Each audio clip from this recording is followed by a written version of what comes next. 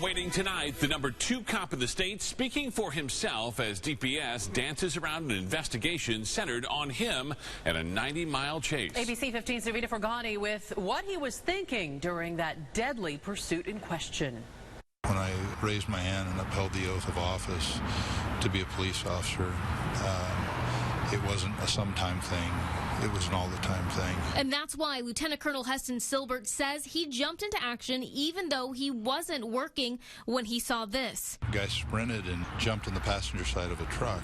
That white work truck taken in Gilbert, he says a construction worker was trying to stop the driver, couldn't do it, so Silbert stepped in. And he tells me that 911 calls with dispatch wasn't offering a lot of clarification on what he just witnessed. We have this reported as, can you tell me, is it a stolen vehicle? I just want to know if I got 211 suspects.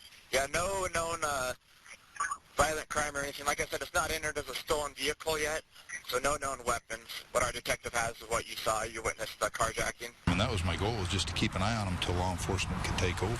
Questions we've been asking DPS for days. Why didn't Silbert back off the minute on-duty units showed up to help him? My hope during this entire event was I was asking for help. I was asking for people to take this over, that at any point someone would come on the air and say, please let DPS 2 know we're here, we're ready to take this thing over, and I could have backed off. Silbert is DPS 2, and that's how he's identified by police. You hear air units making repeated attempts to get DPS 2 to back off, but he claims he got the message the first time, but Gilbert Police Dispatch was telling him something else.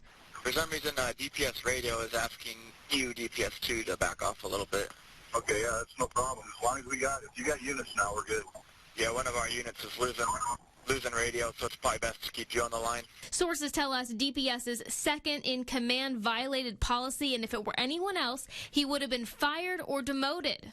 That wouldn't have happened, and I would take you to this weekend. We had a trooper off duty with a wrong-way driver on the freeway get involved in an incident. For me to have walked away from that situation and just driven by and driven home, I can't live with that. Now, the suspect that led that pursuit, he did crash and later died. I was able to ask Silbert one last question about why he authorized the very risky and dangerous pit maneuver while the suspect was going at freeway speeds. He tells me, like any other police tool, he only gave it the okay. Ultimately, it's up to the trooper to decide whether or not it would be a safe and appropriate tactic. Back to you. All right, thanks, Navita. We'd still love to talk to Silbert's boss, the DPS director. Silbert remains on the job while the department heads up a 60-day investigation. Breaking right now.